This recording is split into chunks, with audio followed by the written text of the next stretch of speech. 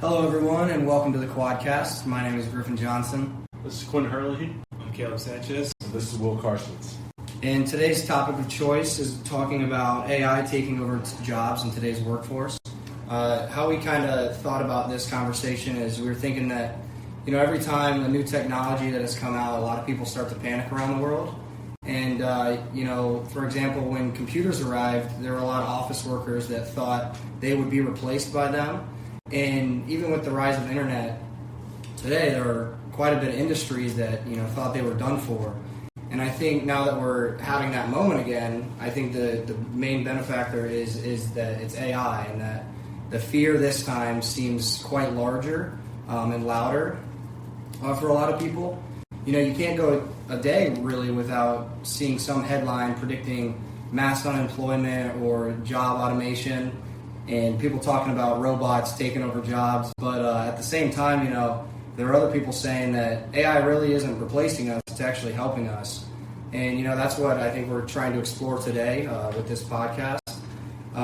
So let's start with the fear that comes along with AI growing.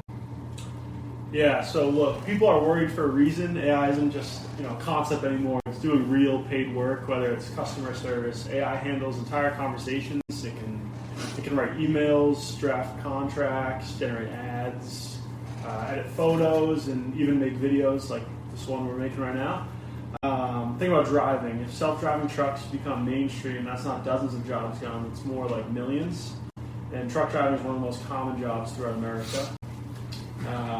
Jobs that used to feel safe, they're really not safe anymore. Whether it's paralegals, an AI can summarize case documents in seconds, or say it's a marketing team or something like that. An AI can write campaigns faster than any young employee could ever think of.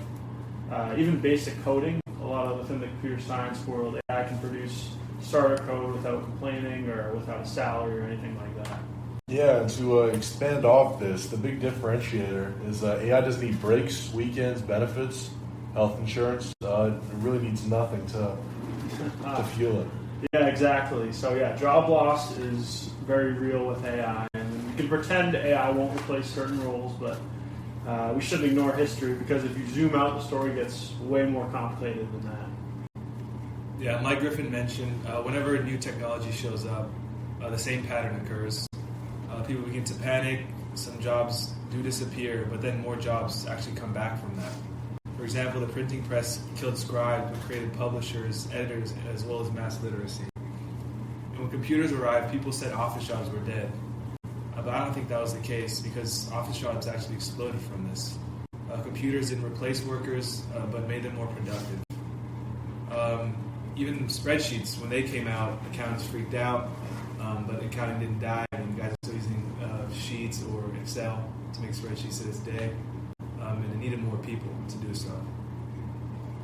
And then when I think about in my daily life, for example, McDonald's, I remember when the kiosks first came out, people thought that would kill the jobs of cashiers, traditional cashiers, but that was not the case. Customers ordered more, and they needed more people in the kitchen, so the kitchen got busier, McDonald's hired more workers. Yeah, I think that's interesting, Caleb. So basically, long story short, you're trying to say is that the pattern isn't technically technology killing jobs, but it's that technology changes them. Exactly. And with AI, we're seeing new roles emerge already. For example, you have prompt engineers, AI ethics specialists, automation supervisors, trainers and data annotators, as well as AI project managers. And these jobs, if you think about it, weren't even real things 5 years ago. That's very true. To really understand all this, it helps to look at actual industries. And we'll look at that and how AI is actually showing up in that. Yeah, so in education, AI is becoming a huge support tool. Teachers use AI to grade homework. They even use it to create lesson plans. They use it to break down text for different reading levels. And this use of AI, it saves them hours of time each week. But no one is replacing teachers, despite this. Kids still need a human who understands them, encourages them, keeps them focused, and is able to relate to them on a personal level, something that AI is just not able to replicate. In healthcare, AI can scan through thousands of x-rays and find patterns that the human eye might miss.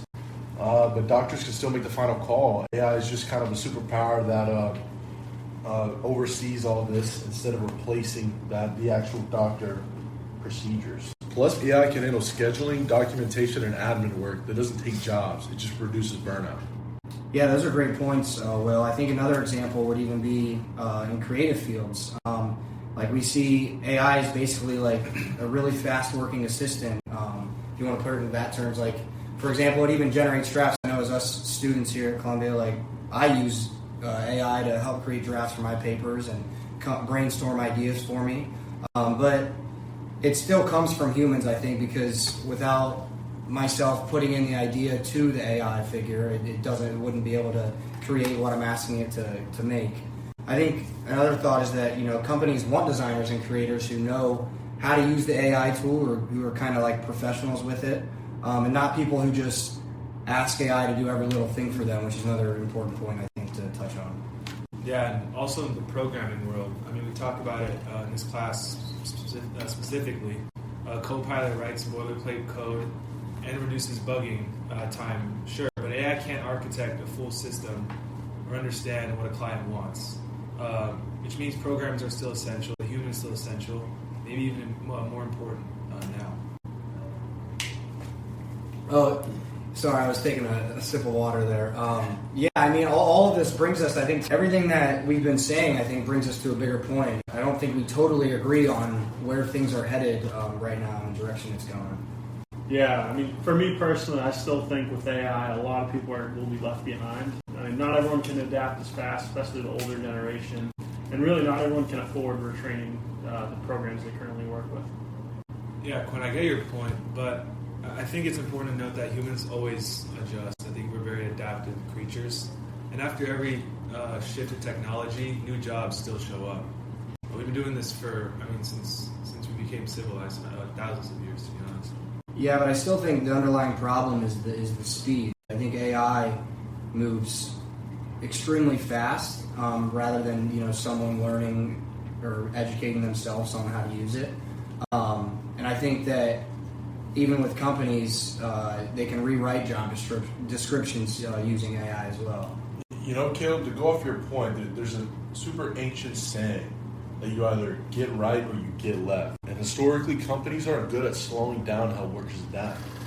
And so it makes sense that everything we found, we really just built a simple framework. So guys, what are your thoughts? Do you think AI will take our jobs? I think some of them for sure, yeah, definitely.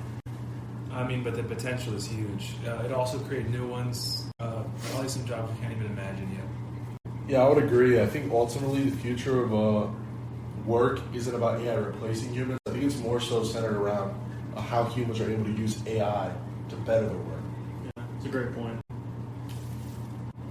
Well, audience, you heard it here first. That wraps up all the time that we have today. Make sure you leave a like and subscribe. Drop any comments down below. And we'll see you next time here on the Quadcast. Thank you.